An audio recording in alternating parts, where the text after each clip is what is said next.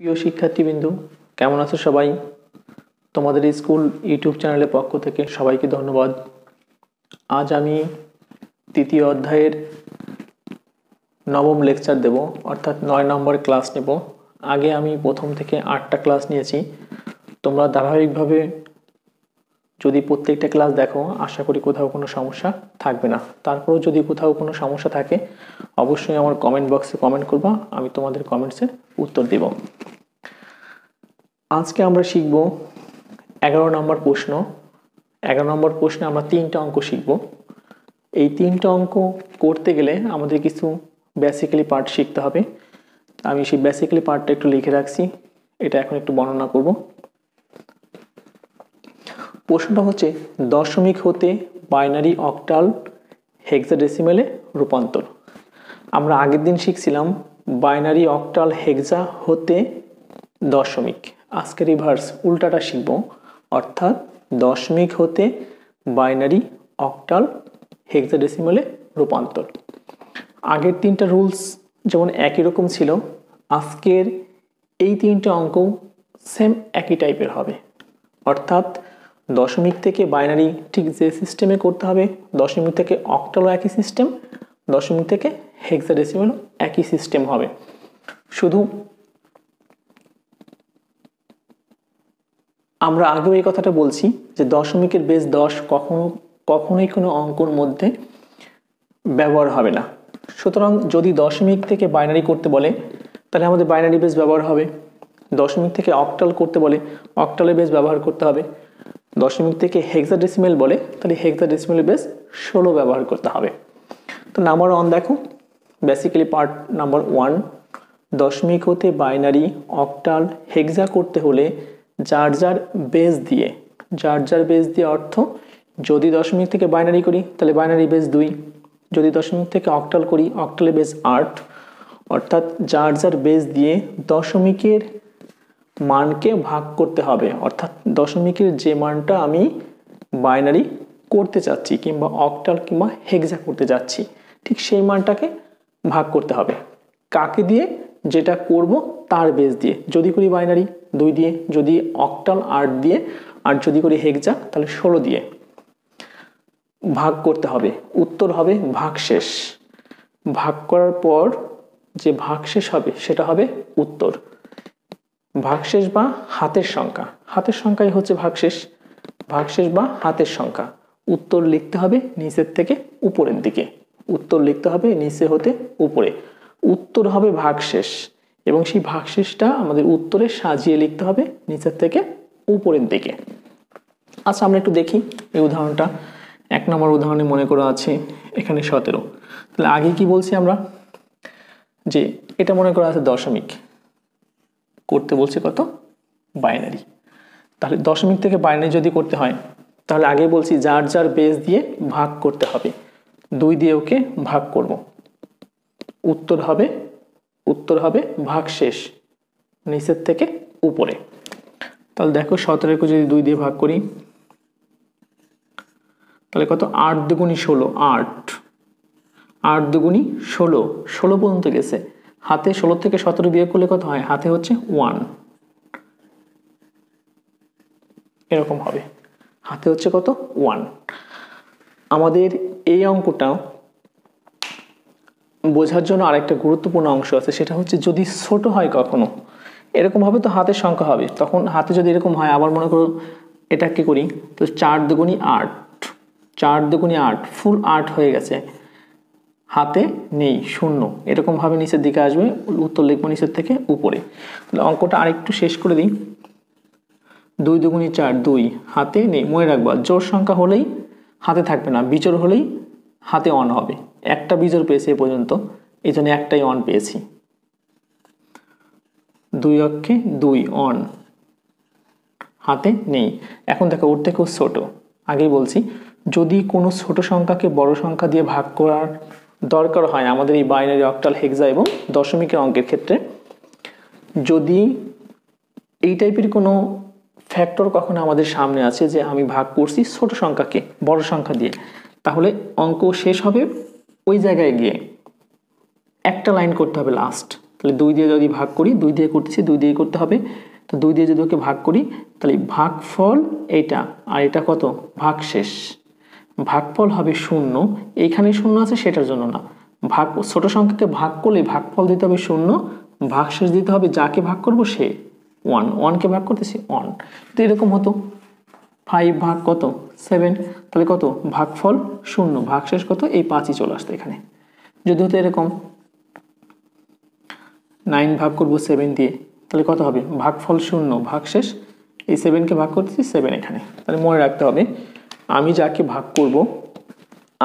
ভাগ করব সে যদি কখনো ছোট হয়, যাকে ভাগ করব সেটা দিয়ে যদি ছোট হয় তাহলে ভাগফল 0, ভাগশেষ যাকে ভাগ করব সে।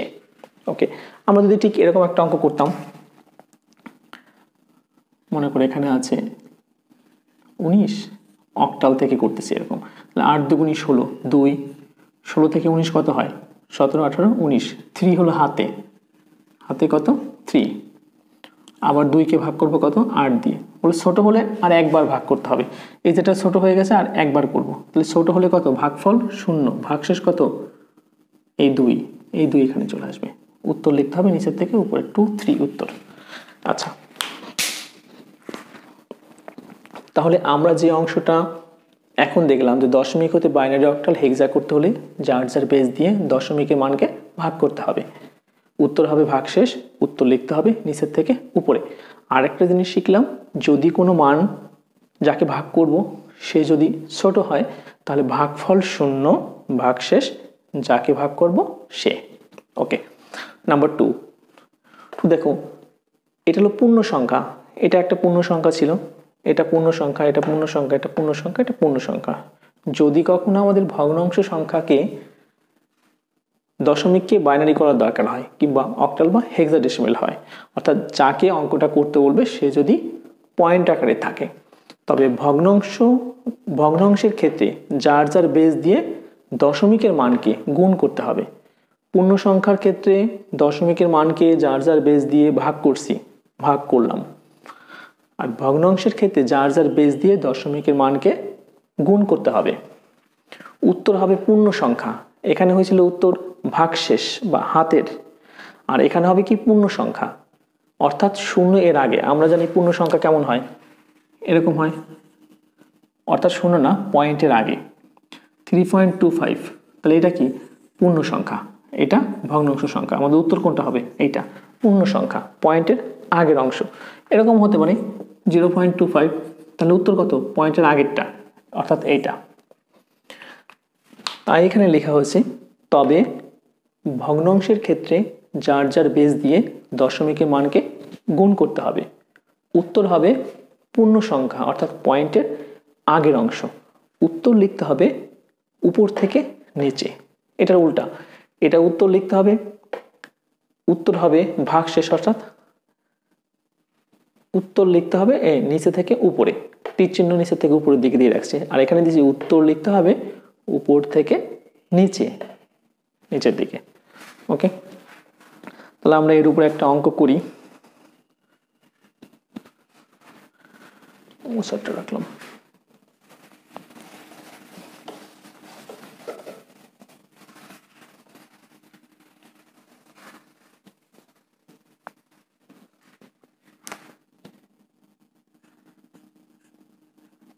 অর্থাৎ 11 নম্বর প্রশ্নের 1 নম্বর অঙ্ক। প্রথমেই করব আমরা দশমিক থেকে বাইনারি।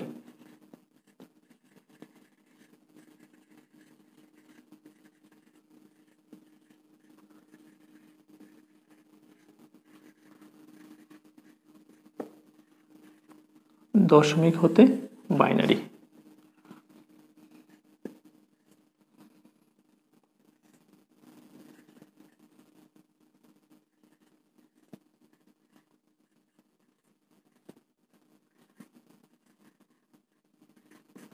কত, তাহলে এটাই তো পূর্ণ সংখ্যা, অর্থাৎ এখানে কোনো ভগ্নাংশ নেই, সবটুকুই পূর্ণ সংখ্যা। তার মানে কি করতে হবে, যার যার বেস দিয়ে গুণ করতে হবে। তাহলে বাইনারি করতে বলছে, বাইনারি বেস দিয়ে গুণ করব। দশমিকের বেস কখনোই কোনো অঙ্কের মধ্যে ব্যবহার হবে না।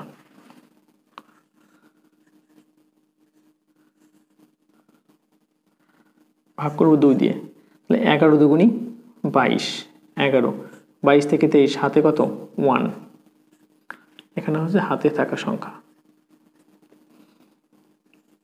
11 কে যদি 2 দিয়ে করি কত 5 দুগুণী 10, হাতে কত 1, 5 কে যদি 2 দিয়ে করি 2 দুগুণী 4, 2, হাতে 1, 2, 2 একে 2, 1, হাতে 0। এই যে ছোট হয়ে গেছে, আর একবার লাস্ট 2 দিয়ে ভাগ করব। তাহলে ছোট হলে কি বলছি, ছোট হলে ভাগফল 0 এবং হাতে বা ভাগশেষ হবে যাকে ভাগ করব শেষ, অর্থাৎ অঞ্চল আসবে এখানে। উত্তর হবে নিচের থেকে উপরের দিকে। তাহলে নিচের থেকে উপরে হলে আমরা উত্তর লিখব, উত্তর কত 2, 3, উত্তর হচ্ছে 1, 0, 3টা 1, 1, 0, 1, 2, 3। এটা একটু দেখো এখানে কয়টা বিজোড় আছে, 1টা 2টা 3টা 4টা বিজোড়। দেখো এখানেও 4টা 1 আছে, 1টা 2টা 3টা 4টা 1।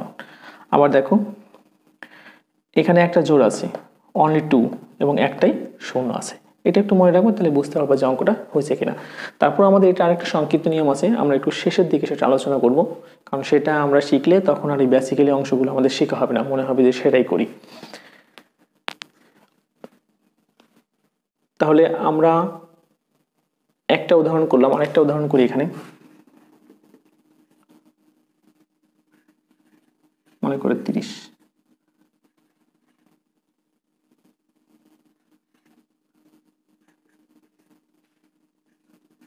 এটা তাহলে 30 কে ভাগ করো 2 দিয়ে, 15 দুগুণী 30, হাতে কত 0, এটা জোড় সংখ্যা। আবারও 2 দিয়ে, 7 দুগুণী 14, হাতে কত 1, 7 দুগুণী 14, 14 থেকে 15 1, 3 দুগুণী 6, 3, হাতে কত 6, 7, 1, 2 দিয়ে, 2 অক্ষে 2, 1, হাতে 1, ছোট হয়ে গেছে আর একবার। এটা কত ভাগফল 0, ছোট হলেই ভাগফল 0, ভাগশেষ কত যাকে ভাগ করবো সে 1। উত্তর লিখতে হবে নিচের থেকে উপরে। দেখো উত্তরটা, উত্তর কত হয়েছে, এটা 30, 10 সমান হবে 1, 2, 3, 4টা 1, 1, 2, 3, 4টা 1, একটা 0। দেখো এখানে জোড় ছিল কয়টা, জোড় হচ্ছে একটাই 0 আছে, আর বিজোড় কয়টা 1টা 2টা 3টা 4টা, 1, 2, 3, 4, 4টা 1। এইখানে যদি কোথাও যতগুলো জোড় হবে এখানে ঠিক ততগুলো 0 আসবে, এখানে যতগুলো বিজোড় হবে এখানে ততগুলো 1 হবে। তাহলে মোটামুটি আমরা দশমিক থেকে বাইনারি পূর্ণ সংখ্যার অংশের জন্য আমরা বুঝতে পারলাম। এখন যদি একটা অংশ এরকম হয় ভগ্নাংশ আকারের হয়,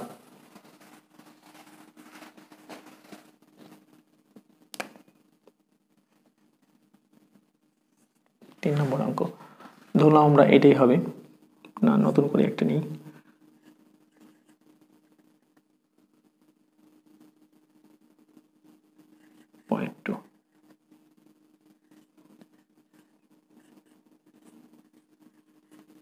কত করতে হবে, তাহলে 13 অংশটা আগে করি।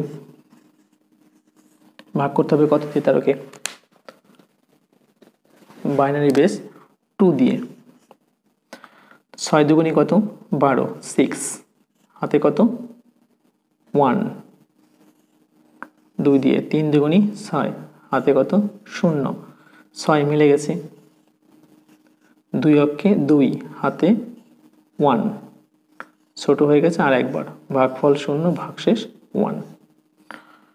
আচ্ছা এটার উত্তর হচ্ছে নিচের থেকে উপরে। এরপর হলো পয়েন্টের অংশ, তাহলে পয়েন্ট কত 2 আছে। এখন একটু ভালো করে ফলো করতে হবে, তবে ভগ্নাংশের ক্ষেত্রে যার যার বেস দিয়ে দশমিকের মানকে, অর্থাৎ এটা তো দশমিকের মান, একটা অংশ দশমিকের মানকে গুণ করতে হবে। তাহলে এটা যার যার বেস দিয়ে কি করব, বাইনারি করব, তাহলে গুণ করব কত দিয়ে 2 দিয়ে।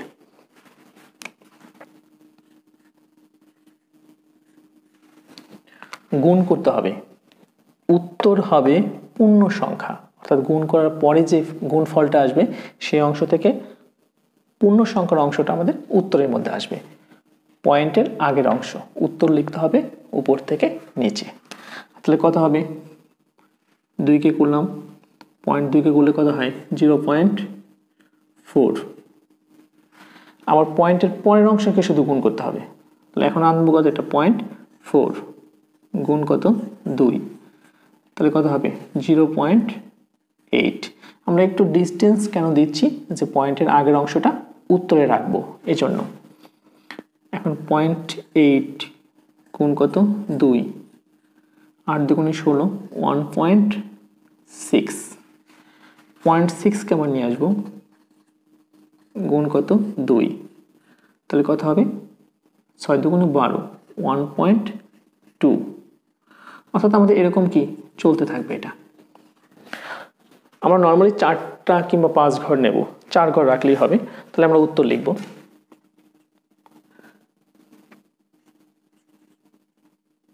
0.2 সমান, এটার জন্য উত্তর ছিল কত, নিচের থেকে উপরের দিকে কত, সেটা 1101 পয়েন্ট। এটার উত্তর হবে কোনটা, এটা হবে উপর থেকে নিচের দিকে, তাহলে কত 0011। একটু ডট ডট দিয়ে দেওয়া যায়, কারণ এটা আরো চলবে এরকম করলে। এটা কত বাইনারি।